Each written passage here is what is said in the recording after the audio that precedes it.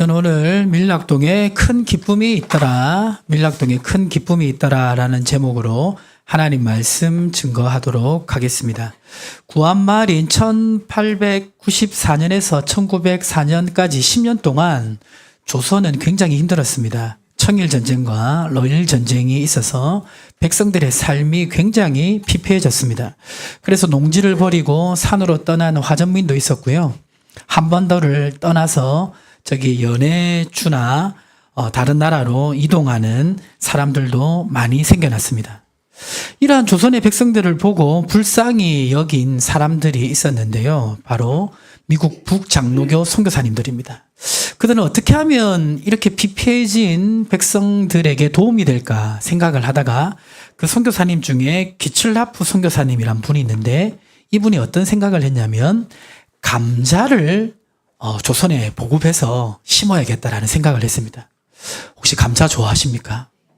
예, 감자튀김도 좋아하십니까? 예, 맛있게 먹고 있죠. 예.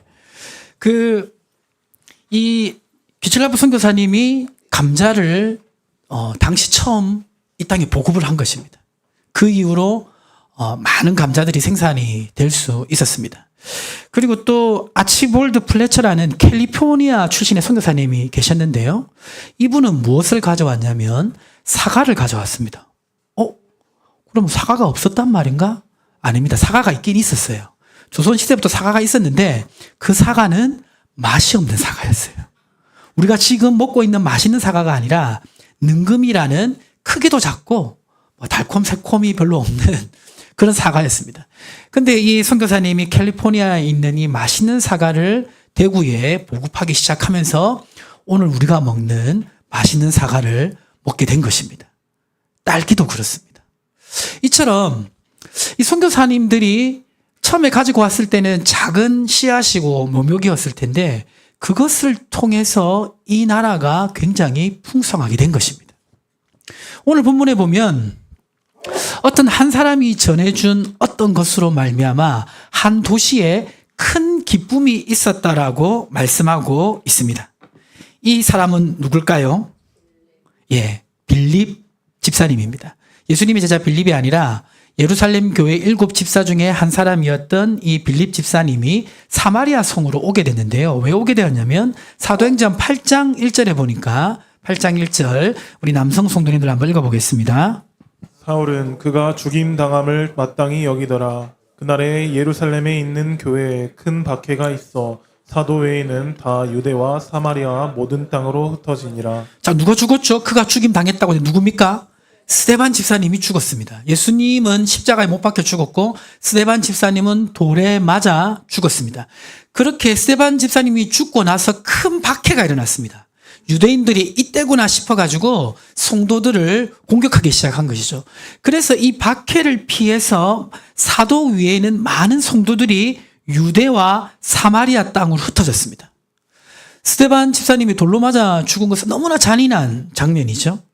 성도들은 예수를 믿어서 그렇게 잔인하게 죽게 되는 그런 무서운 현장을 보거나 들었을 것입니다. 그러면 당연히 위축돼야 되지 않겠습니까? 비록 사마리아와 다른 지역으로 도망은 갔지만 여전히 성도들의 마음속에는 두려움이 있었을 것입니다. 그런데 사람 속에 있는 진심이 언제 나오냐면 위기 상황에 진심이 나옵니다. 정말 위험한 순간에 진심이 나오는데요. 제가 청소년 시절에 또 남자 친구들끼리 가장 중요한 주제가 의리잖아요. 의리. 아시죠? 예, 그때 저도 이제 의리 얘기하면서 한 친구와 어느 길을 걸어가고 있었는데요. 갑자기 앞에서 큰 개가 나타나기 시작했습니다. 그래서 소리를 지르면서 막 달려오니까 서로 도망가겠다고 밀치면서 그렇게 나갔던 장면이 기억이 나는데요. 지금 이렇게 위험한 순간에 그 진심이 나오기 마련인데 지금 이 성도들은 이 순간에 어떤 진심을 드러냈냐면 사도행전 8장 4절에 보시니까 같이 한번 읽어보겠습니다. 흩어진 사람들이 두루 다니며 복음의 말씀을 전할세. 그 순간에도 흩어진 그 자리에서 무엇을 전했다? 복음의 말씀을 전했습니다. 죽음의 위기를 앞둔 상황 속에서도 예수 그리스도를 향한 사랑과 복음을 전해야겠다는 이 마음이 가장 가슴 깊은 그 성도의 마음속에 자리 잡고 있었기 때문에 그들은 흩어진 그 자리에서도 복음의 말씀을 전한 것입니다. 이 빌립 집사님도 사마리아에 오게 되었는데요. 근데 이 사마리아 땅은 역사적으로 어떤 그런 스토리가 있냐면, 원래 이스라엘 다윗이 다스리던 그 통일왕국 이스라엘이 솔로몬 왕 사후에 남유다와 북이스라엘로 나눠졌습니다. 아시죠? 우리가 남한과 북한처럼 돼 있는 것처럼 남유다와 북이스라엘로 나눠졌는데, 북이스라엘은 주전 722년 아시리아, 그러니까 아수르에서 멸망당합니다. 근데 이 아수르 왕이 이 북이스라엘을 점령하고 북이스라엘 수도가 사마리아였는데 어떤 정책을 폈냐면, 열왕기하 17장 24절 보시면 우리 여성 성도님들 같이 한번 읽어보겠습니다. 아수르 왕이 바벨론과 구다와 아와와 하맛과 스발와임에서 사람을 옮겨다가 이스라엘 자손을 대신하여 사마리아 여러 성읍에 두매 그들이 사마리아를 차지하고 그 여러 성읍에 거주하니라. 그러니까 사마리아에 있는 이스라엘 사람은 이동시켜서 이방 지역으로 두고, 이방 지역에 있는 사람들은 사마리아에 뒀으니까 그들의 피가 섞이기 시작한 겁니다. 혼혈 정책으로 말미암아 민족의 정체성을 무너뜨리는 일이 벌어진 것입니다. 이때부터 남유다에 있는 이스라엘 사람들은, 유다 백성들은 북이스라엘 사람들을 이방인 취급합니다. 왜냐하면 이방인과 피가 섞였으니까 너희들은 하나님의 백성이 아니다라고 배척합니다. 교류하지도 않고 인정해 주지도 않는데, 그 역사가 예수님이 오실 때까지 800년 동안 지속됐습니다. 그러니까 이러한 사마리아에 지금 빌립 집사님이 오게 된 것입니다. 장벽이 있는 것이죠. 그런데 빌립 집사님은 어떻게 했습니까? 사도행전 8장 5절에 보니까 빌립이 사마리아 성에 내려가 누구를 증거했죠? 그리스도를 백성에게 전했습니다. 그러자 사도행전 8장 6절에 보니까 사마리아 성에 있는 무리들이 누구의 말을 들었습니까? 빌립의 말을 듣고 한 마음으로 그가 하는 말을 따랐습니다. 이러한 현장에는 놀라운 역사가 동반되는데요. 그것이 사도행전 8장 7절에 기록되어 있는데 우리 웅범형제가 한번 읽어주세요. 많은 사람에게 붙었던 더러운 귀신들이 크게 소리를 지르며 나가고 또 많은 중풍병자와 못 걷는 사람이 나으니. 자, 많은 사람에게 붙었던 귀신들이 떠나갔다라고 말하고 있습니다. 이 귀신 들림에 대해서 저번 주에도 제가 잠시 말씀드렸는데, 귀신 들림은 어떤 현상이냐면, 하나님의 형상대로 지어진 거룩한 사람이 사탄에 의해서 완전히 장악된 상태를 말합니다. 의미적으로 보면 인간의 영적인 삶이 가장 무너진 상태입니다. 그러니까 사마리아에 이런 사람들이 많았다는 거죠. 그런데 복음의 말씀이 들어가자 귀신이 떠나고 영적인 자유가 임했습니다. 그리고 또 어떤 일이 일어났습니까? 중풍병자와 못 걷는 사람이 낫는 역사가 일어났습니다. 오늘날에도 의술이 많이 이제 개발되었지만 이 중풍병자가 완전히 회복되는 게 쉽지 않을 수가 있는데, 당시에는 이 중풍병자가 회복되는 것이 거의 불가능에 가까웠던 상황입니다. 그리고 못 걷는 사람이란 것은 태어날 때부터 장애를 가지고 있는 사람입니다. 그러니까 인간의 의술이나 노력으로 극복할 수 없는 그런 질병의 문제를 의미하는 것입니다. 이러한 질병의 근본적인 원인은 인간의 죄에 있음을 성경에서 말하고 있는데요. 그런데 이 죄용서의 복음이 전파되자 이 병들이 치료되는 역사가 일어나게 된 것입니다. 너무나 놀라운 일이 이 사마리아 성에 일어났죠. 그러니까 사마리아 성에 어떤 현상이 일어났습니까? 사도행전 8장 8절에 보니까 같이 한번 읽겠습니다. 그 성에 큰 기쁨이 있더라. 정말 전례 없는 큰 기쁨이 이 사마리아 성에 나타나게 된 것입니다. 이 큰 기쁨은 빌립 집사님이 와서 복음을 전했기 때문입니다. 오늘날 우리가 사과나 딸기나 감자를 맛있게 먹는 것은 그 선교사님이 이 땅의 백성을 불쌍히 여겨서 그것을 보급했기 때문입니다. 마찬가지로 지금 빌립 집사님이 복음을 전했기 때문에 큰 기쁨이 이 성에 가득하게 된 것입니다. 근데 여러분, 빌립 집사님이 이 사마리아 성에 왜 왔죠? 무엇을 피해 왔죠? 박해 때문에 사마리아 성에 왔죠? 갑자기 뜬금없는 질문인데 제가 이런 질문 해보고 싶습니다. 여러분은 어떤 이유로 의정부시 밀락동에 있는 샘물교에 오시게 되었습니까? 어떤 이유입니까? 박해를 어떤 박해를 피해서 왔습니까? 예, 경제적 박해를 아니면 태어날 때부터 부모님이 밀락동에 사셔서 이곳에 오셨습니까? 여러 가지 이유로 이곳에 오셨겠죠? 제가 이 밀락동의 이름을 한번 조사를 해봤는데, 이 밀락이라는 이 그 지역은 조선시대 때부터 밀락리라고 있었대요. 밀락리. 그런데 1963년 의정부가 그 시로 승격되면서 밀락동이 되었다고 합니다. 근데 이 밀락이라는 뜻을 보니까 밀락은 여민동락, 여민해락의 준말이라고 합니다. 이 순간 뼈다귀 해장국이 생각나는 거는 저만이 아니겠죠. 밀락이 여민동락, 여민해락? 여민락이 여기서 나왔나? 예, 그건 확인되지 않은 사실인데요.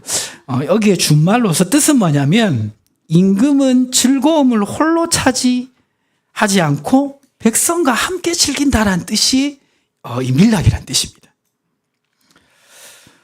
저는 부산에 밀락동을 알고 있습니다. 부산에도 밀락동이 있는 거 아시죠? 예, 거기에 저희 외할머니 집이 있어서 제가 밀락동에 자주 왔다 갔다 하고 했습니다. 그러면 제가 밀락동에 가게 된다면 제가 부산 밀락동에 가야 정상인데 왜 저는 지금 의정부시 밀락동에 오게 되었을까요? 그 이유는 무엇입니까? 표면적인 이유는 의정부 샘물교회에서 많은 목사님들이 있음에도 불구하고 저를 이대 담임 목사님으로 청빙을 해 주셔서 제가 이 자리에 있게 된 것이 표면적인 이유입니다. 예, 탁월한 선택에 다시 한번 감사드립니다. 죄송합니다. 그만하시고. 그런데 빌립 지사님이 지금 사마리아 성에 온 것도 표면적인 이유는 박해를 피해서 왔잖아요. 그렇죠? 그런데 표면적인 이유가 아니라 하나님이 빌립 집사님을 사마리아 성에 보낸 목적이 있습니다. 그 목적이 사도행전 1장 8절에 기록되어 있는데요. 같이 한번 읽어보겠습니다. 오직 성령이 너희에게 임하시면 너희가 권능을 받고 예루살렘과 온 유대와 사마리아와 땅끝까지 이르러 내 증인이 되리라 하시니라. 자, 사마리아에서 내 증인이 되게 하기 위한 하나님의 더 큰 목적이 있었음을 알게 됩니다. 그렇죠? 표면적으로는 박해를 피해서 왔지만 사실 이 목적에 의한 하나님의 섭리로 지금 빌립이 사마리아 성에 오게 된 것입니다. 다시 여러분에게 묻습니다. 여러분이 밀락동 샘물교에 오게 된 목적은 무엇입니까? 예, 아멘입니다. 제가 청빙을 받은 것도 표면적인 이유는 청빙을 해서 왔지만 하나님의 목적은 이곳에서 생명의 말씀을 전하게 하기 위해 제가 온 것처럼 여러분이 밀락동 샘물교에 오게 된 것도 바로 밀락동에서 예수님의 증인이 되게 하기 위해서 오셨는 줄 믿으시기 바랍니다.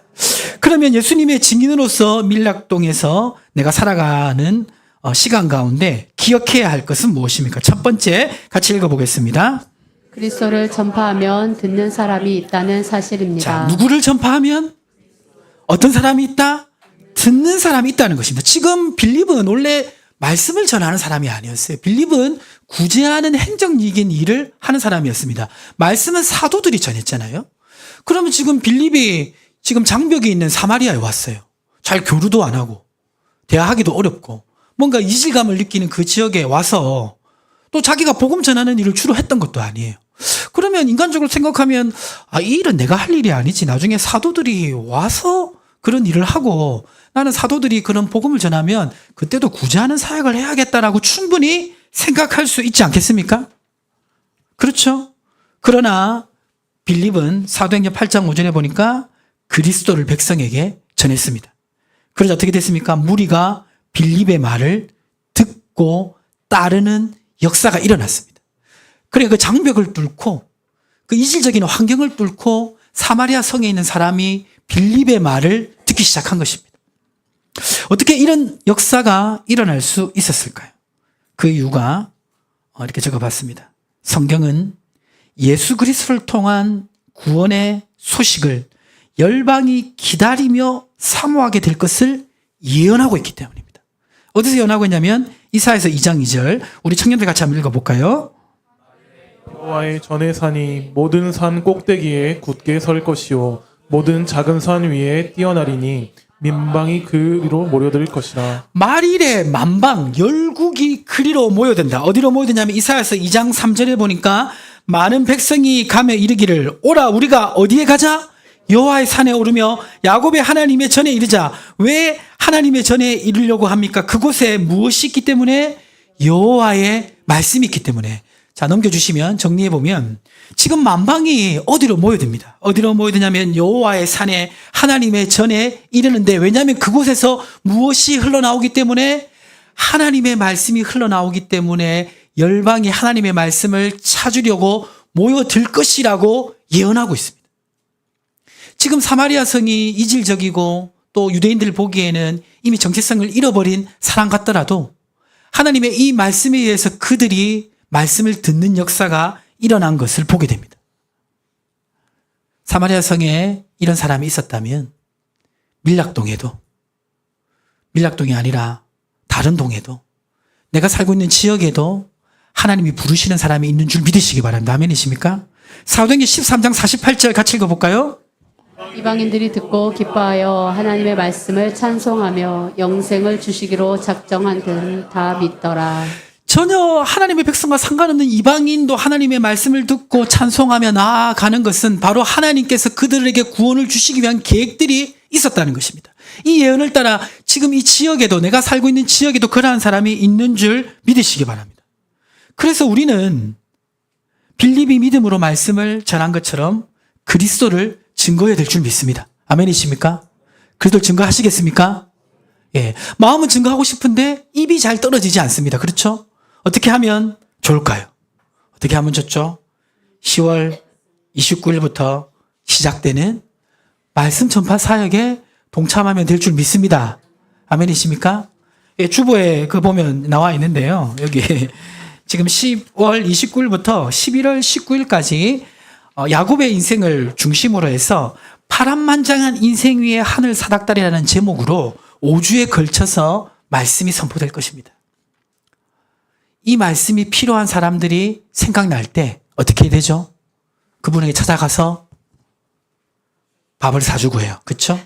그리고 밥 다 먹고 나서 이제 얘기를 하다가 내가 우리 교회 새로 부임하신 목사님 말씀을 들으니까 참 마음에 와닿고 감동되는 것이 있어서 설사 없더라도 그렇게 말씀하셔야 돼요.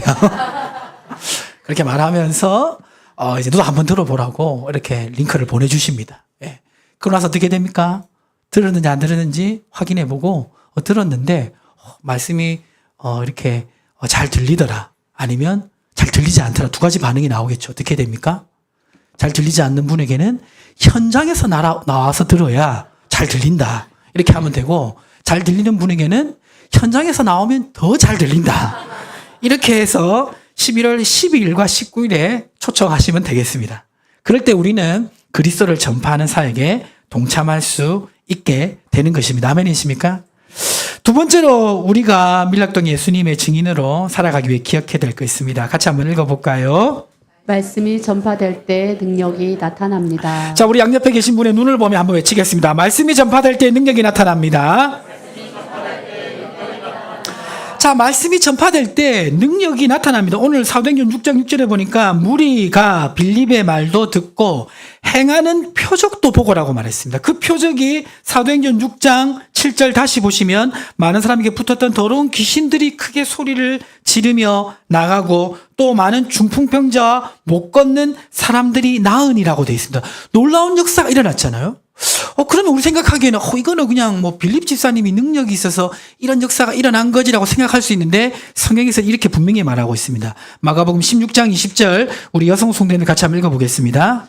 제자들이 나가 두루 전파할세 주께서 함께 역사하사 그 따르는 표적으로 말씀을 확실히 증언하시니라. 제자들이 나가서 두루 전파할세 누가 함께 역사하사?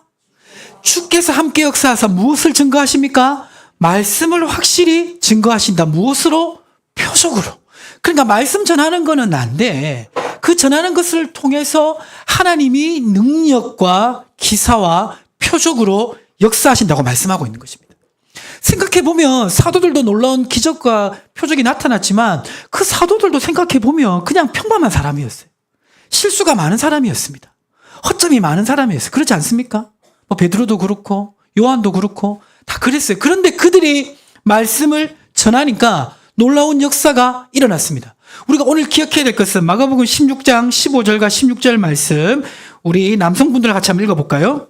또 이르시되 너희는 온 천하에 다니며 만민에게 복음을 전파하라. 믿고 세례를 받는 사람은 구원을 얻을 것이요 믿지 않는 사람은 정죄를 받으리라. 너희는 온 천하에 다니며 만민에게 복음을 전하라. 그러면 믿고 세례를 받는 사람이 있다라고 말하고 있습니다. 말씀을 전하는 건 우리죠. 우리가 그 사람들을 구원시킬 수 있습니까? 없죠. 구원시키는 건 누구의 역사죠? 성령님의 역사인 겁니다. 마찬가지로 마가복음 16장 17절 18절에 보면 믿는 자들에게는 이런 표적이 따르리니 귀신을 쫓아내며 병든 사람에게 손을 얹은 즉 나으리라. 말씀을 전할 때 이런 역사가 일어난다고 말하고 있습니다. 귀신을 우리가 쫓아낼 수 있나요? 못 쫓아냅니다. 병든 사람을 치유할 수 있나요? 우리가 할 수 없습니다. 그러나 말씀을 전할 때 하나님께서 이러한 능력을 나타내신다라고 말씀하고 있는 것입니다. 이러한 능력은 오늘날에도 일어나는 줄 믿습니다. 우리가 기도할 때, 우리가 말씀 들을 때, 특별히 우리 소그룹에서 어떤 문제가 있을 때 합심하여 기도할 때 우리의 힘으로 해결할 수 없는 하나님의 능력이 나타나는 줄 믿습니다. 여러분 믿고 소그룹 모임 때 그냥 대표 기도하고 끝내지 마시고, 대표 기도하며 끝내는 소그룹 있으시죠? 예. 대표 기도가 끝나지 말고 오늘부터 주요 3창은 못하더라도 합심해서 기도하시고 소그룹 모임을 마무리해 보세요. 합심하여 기도할 때 하나님의 능력이 나타납니다. 우리의 능력이 아니라 하나님의 능력이 나타나는 줄 믿습니다. 그래서 우리가 기억해야 될 중요한 사실은 무엇입니까? 야고보서 5장 17절 18절에 보면 같이 한번 읽어볼까요?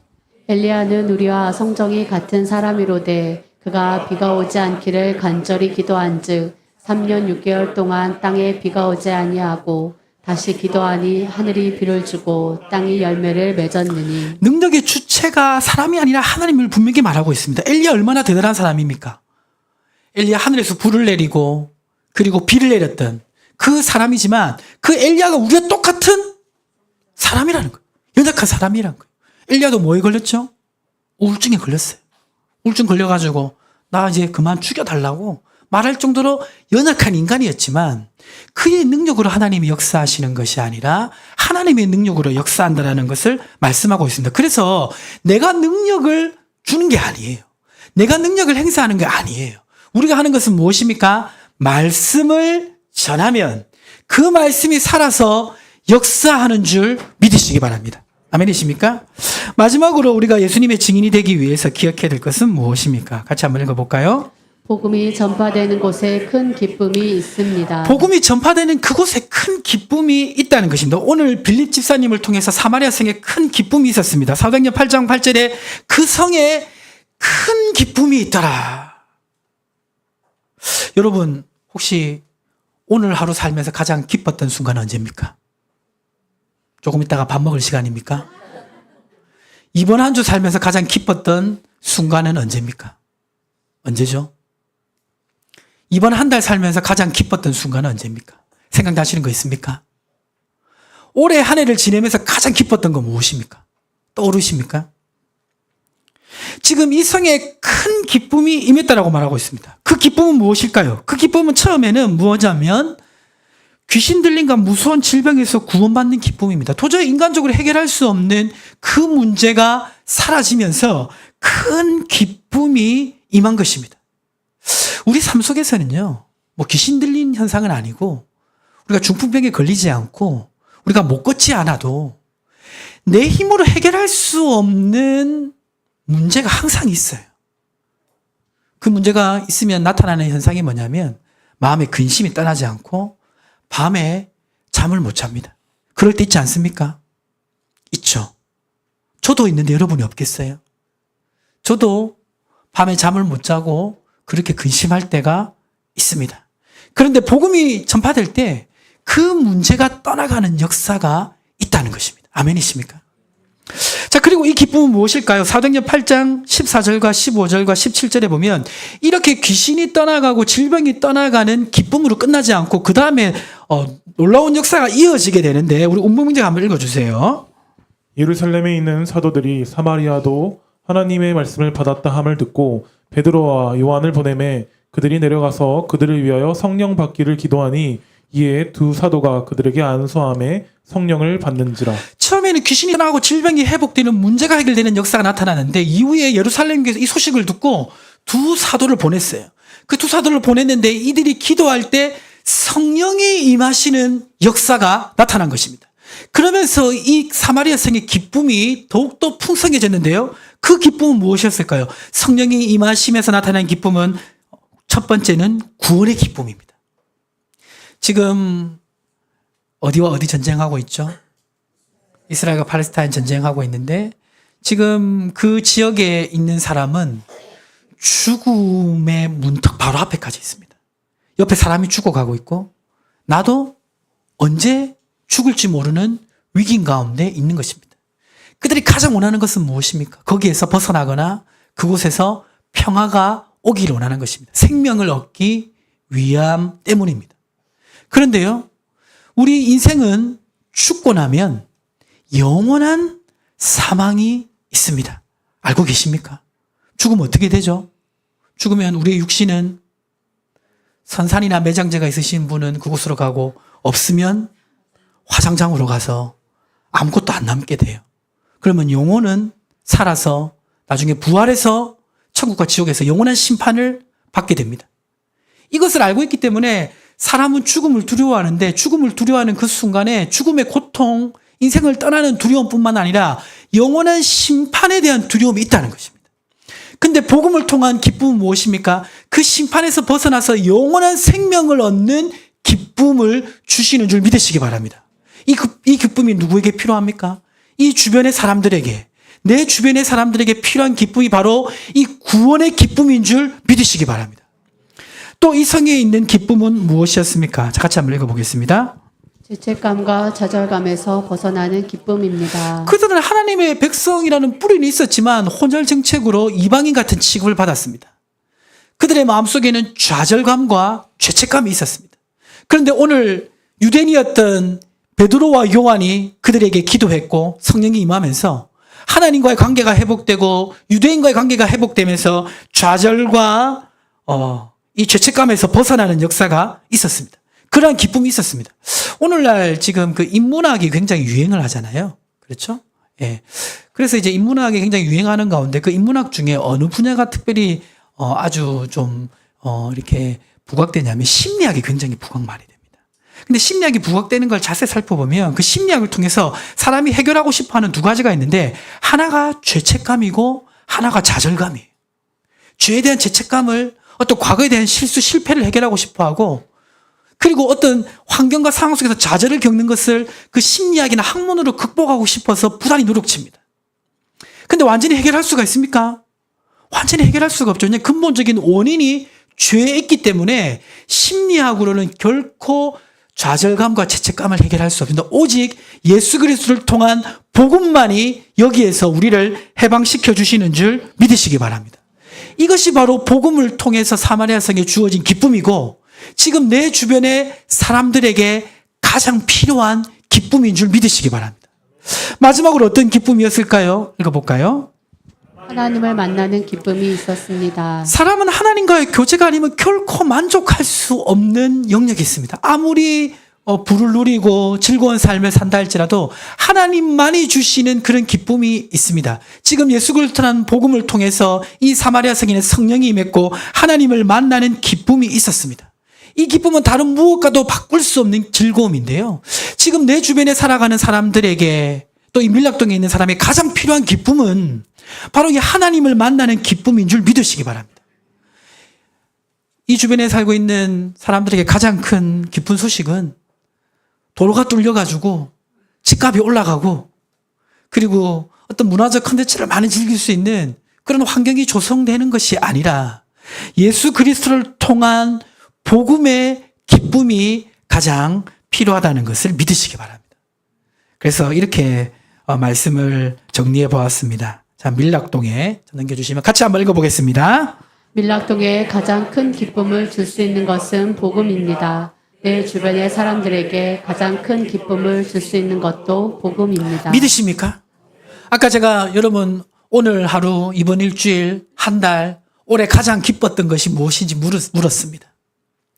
복음을 통한 구원의 기쁨, 그리고 삶의 문제에서 해방되는 기쁨, 죄책감과 좌절감에서 벗어나는 기쁨, 하나님을 만나는 기쁨만큼 사람을 기쁘게 하는 게 없어요. 그게 가장 큰 기쁨인 줄 믿으시기 바랍니다. 그 기쁨이 바로 복음을 통해 주어질 수 있다는 것을 믿으시기 바랍니다. 왜 그렇습니까? 사도행전 4장 12절에 보니까 다른 이로서는 구원을 받을 수 없나니 천하 사람 중에 구원을 받을 다른 이름을 우리에게 주신 일이 없습니다. 오직 예수 그리스도를 통해서 이러한 기쁨이 주어진다는 사실입니다. 말씀을 마무리하도록 하겠습니다. 사마리아 성에 처음 복음을 전한 분은 누구였죠? 누구죠? 예수님이죠. 예수님이 사마리아 수가성의 한 여인에게 복음을 전했잖아요. 그것이 시작이었습니다. 근데 이제 빌립을 통해 사마리아 성 전체에 복음이 들어가는 놀라운 역사가 일어났습니다. 오늘 밀락동에 샘물교회가 세워져 가지고 이곳에서 복음이 전파되기 시작했는데요. 사마리아 성의 빌립을 통해서 복음의 놀라운 확산이 있었던 것처럼 여러분을 통해 밀락동과 여러분이 삶이 살아가는 지역에 큰 기쁨이 있기를 축복합니다. 우리가 믿음으로 나아갈 때 하나님이 놀라운 역사를 이루실 거라고 믿습니다. 이러한 역사를 위해 기억해야 될 것은 첫째, 그리스도를 전파하면 어떤 사람이 있다? 듣는 사람이 반드시 있다는 겁니다. 그리고 말씀이 전파될 때 무엇도 나타난다? 능력도 나타난다는 것입니다. 그리고 복음이 전파되는 그곳에 큰 기쁨, 진정한 기쁨이 있다는 것입니다. 이 말씀